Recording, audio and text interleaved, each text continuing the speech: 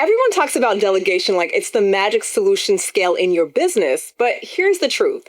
Delegation without structure is just chaos with better branding. And by the end of this video, you're going to understand why most leaders fail at delegation, how it silently fuels burnout, and the exact systems I teach my clients on how to fix it for good.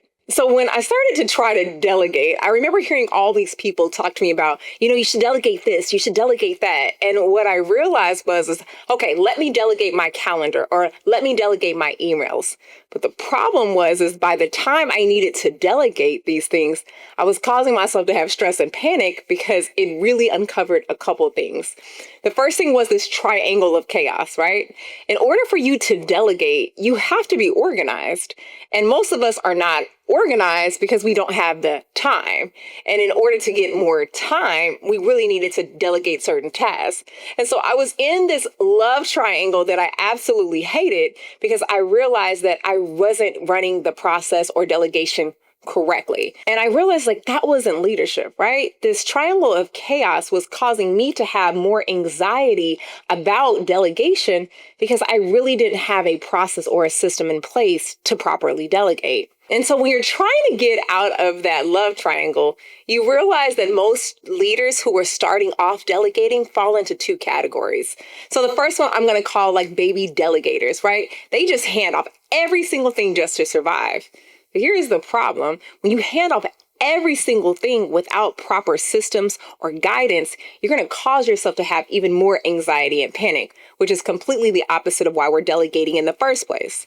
And the second one is Beyonce delegators, let's call it that. Now, I'm a girl of Beyonce. I love her. But Beyonce does everything well because she does it so great. But that type of delegator is where they do everything alone because no one can do it as well as them, right? The baby delegator and the Beyonce delegator both lead to burnout. And why? Because you cannot delegate chaos, right? You can only delegate what you have organized enough to hand off. So I'm going to teach you guys how to actually delegate properly without losing control and in a more organized fashion, right? And that is called the TAC method, which is teach, assign, and check in. So the first thing you want to do is let's start off super small. And I want you guys to teach someone one small task and walk your team through it live.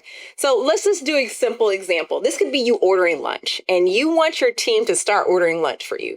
You're going to walk them through this example. Hey, Crystal, I want you to order me a chicken tortilla soup. I love it with no avocado from Lupe Tortilla. And this is how I like my order. And you actually call it in and physically show them. Why? Because just because you like your soup a certain way doesn't mean that everybody actually understands that. And so by teaching them, they get a chance to see it in live, real time, how you want it. The next is going to be assign. Define what success looks like and who owns it and document the process. And this is a really big gap I see that when we're not assigning a task to someone specifically, then no one takes responsibility for it. But the other thing is that if I don't know what excellence looks like, or I misinterpret what you believe excellence looks like, we can be confused, right? So you want to make sure that they actually understand exactly what that looks like. And the last thing you want to do is this check-in. So you have to do followable regular reviews and checkups and refine it and build trust, right? So you want to think about checking in. Hey, how did that lunch order go? Did you have any questions or concerns about that lunch order? Did you have any problems with that lunch order? Now, imagine doing the TAC method in a bigger scale, right?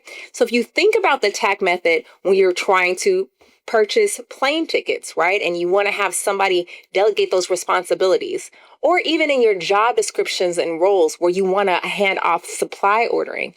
By teaching them, by assigning them, and then checking in, what that does is that creates trust not only for you, but also for the person working the system. A lot of us doctors don't want to delegate or hand off things because we don't trust people to do it the way that we can do it.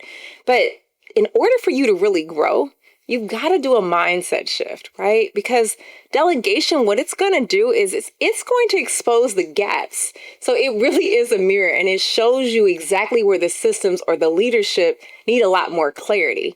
That's what I felt, right? When I was trying to have someone start to manage my calendar or manage my email, I realized that what was making me uncomfortable was I didn't have a strong system of leadership or clarity. And so my team was floundering, right? Delegation also, what it does is it's not just about transferring tasks. It is really a growth and maturity thing. So when you do it right, you know you're going to increase your productivity and reduce stress. And in order for you to be a great leader, you have to recognize that you're not going to get your business to where you need it to be without properly delegating. And so when you delegate, it really does add clarity and it builds your system that really causes that freedom. And when you have more freedom, you're able to do more things that you want to do. So when you delegate from chaos, you don't just spread yourself so thin, because real CEOs are not chasing chaos. They delegate with direction. Docs, if you are really serious about scaling your business without burning out, you're really in the right place. Every week, I'm going to share a system and a strategy that's going to help leaders build their businesses that actually give them freedom, not just more work. So I want you to subscribe if you felt like this video was awesome. Share it with another doctor and watch my next video on how to structure your superpower. Because remember, real CEOs do not chase chaos. They build systems that sustain success. I'll see you next time.